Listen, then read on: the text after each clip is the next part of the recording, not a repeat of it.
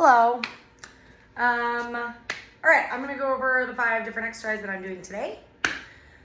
The first one is the squat. So I'm just gonna read the points of performance and then I'll demo them. I'm gonna turn this way for a minute. All right, we have heels are set between hips and shoulder width apart, with the toes turned out slightly. Our gaze is forward, hips travel down and back, with the knees bending out over the toes, chest stays up, lumbar curve is maintained. I already put this down. Oh, heels stay down, knees track in line with the toes, hips descend lower than the knee crease, and then we're gonna stand to a full hip extension.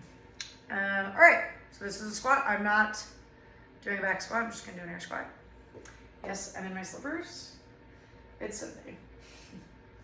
All right, I'm gonna do 3 from this angle. I'll turn, and then we'll do it again.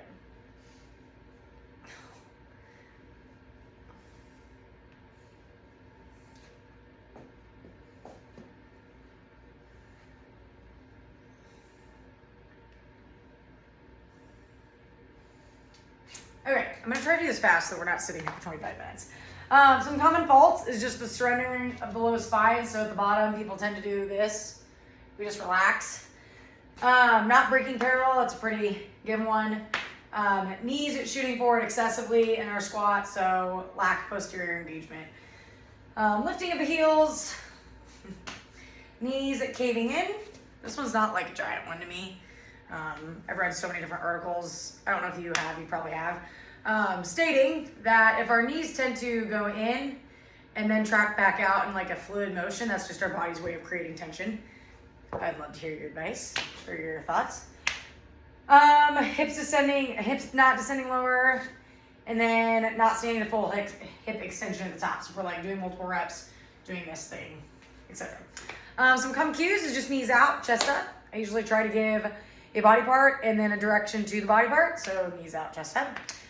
Driving the floor apart with the feet. So if I see people and their toes are moving all over the place, tell them to kind of ink their feet in more.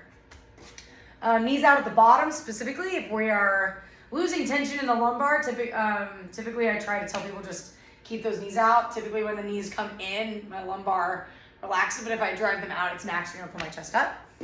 Hey there, hey. Wow, it is hot in here. And then not seeing the full extension, just tell them to stand up all the way. All right. I don't want to do this one. I'm gonna do it. Okay. I'm gonna do it with one dumbbell because I'm very sore. The next one's the RDL or our Romanian deadlift. I'm only gonna do like 4 of these. So facing.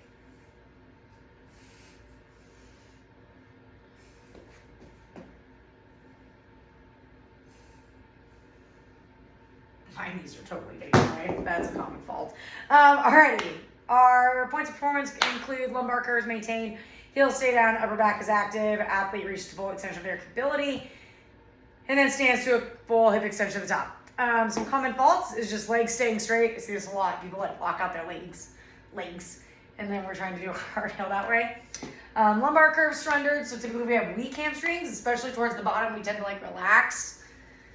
Athlete loses tension at the bottom, so I just kind of went over that. And then just rushes through the movement. I try to tell people that the Romanian deadlift is a slower movement. So not rushing through it, actually taking good intention, etc. Some common cues is just tell people to slight bend in the knees, push the arms straight down prior to starting, so kind of help with upper back, lat engagement. Hips are gonna go back. Brace the belly as if we were gonna be tickled or punched.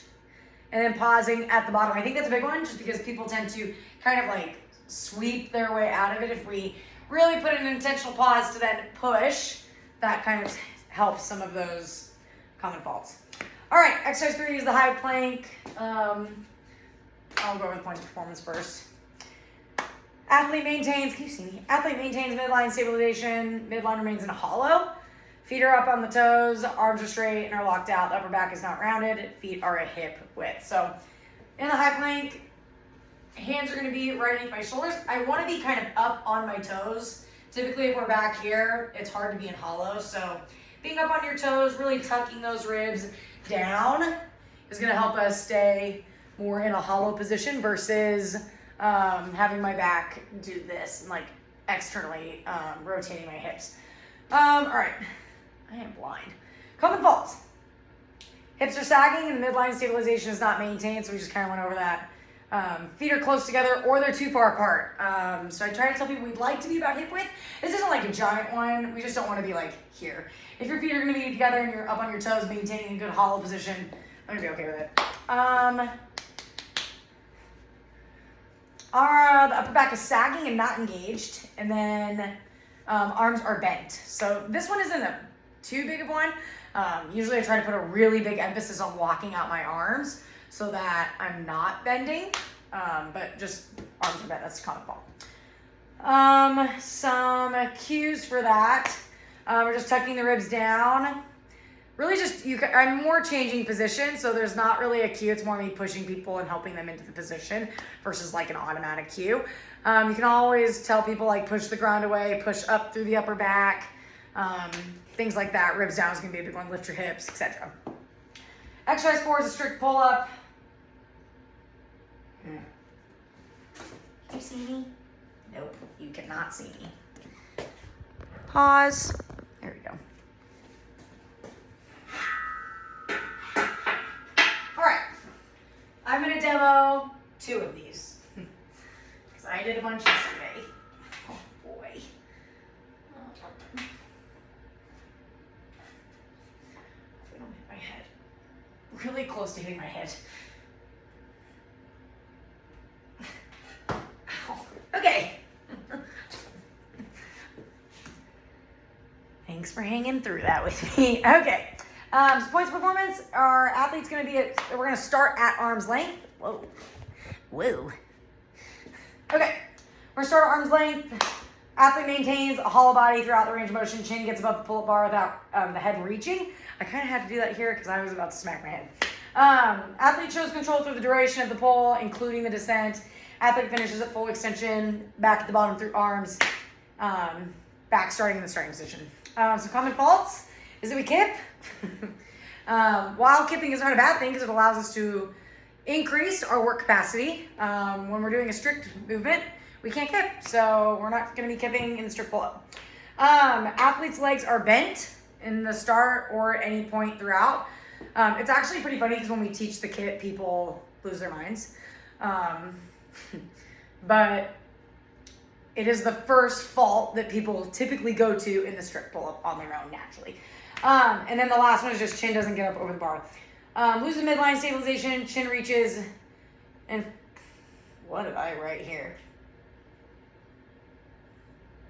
I'm gonna erase that one. It does not make any sense. I think the biggest one I see is the losing midline stabilization. If we can't hold a hollow position through the duration of our pull, we probably don't have foundational strength to be doing a pull-up. So that's the biggest one that I see. Typically, if we're trying to work this, I'll tell people, let's work half. Let's work half of the pull-up while holding midline, good midline stabilization, instead of allowing ourselves to like get to the top and then kip our way out of it. Similar to my high plank, this is gonna be, golly, I'm so sorry, this is 8 minutes long. Similar to my high plank, it's more like, there's not a lot of cueing that goes on in a strict pull-up. It's like either we have it or we don't. It's more about helping people progress through the different progressions than help them get a full strict pull-up. All right, hollow hold. This is gonna be my last one. Hey there. I'm gonna talk through the points of performance, then I'll demo it on the floor, as I've done everything else. Arms and legs are straight, ribs are down, and pelvis is tucked under. That's a big one. Feet are together and biceps are by our ears. Lower back is flush with the floor. The athlete is in a slight straight line, but not piked.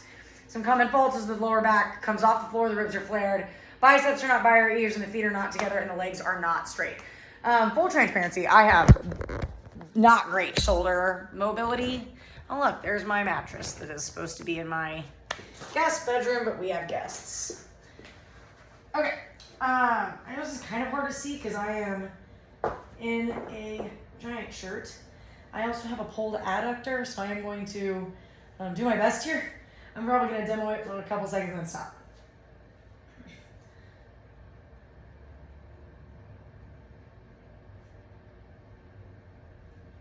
Okay, so as I kind of mentioned, the main point or performance that I see is not accomplished is that we don't tuck our pelvis under and my lower back is not flush with the floor. So I know this is kind of hard to see, but if we're like doing this, this is not it. I need to tuck my pelvis under and then pull my ribs down. So a common cue for this, if we have a hard time holding that position, is actually instead of doing this, I'll tell people to do this. If that still doesn't accomplish it, we're gonna pull my knees up so I can really make sure that my low back is on the floor. I am upside down.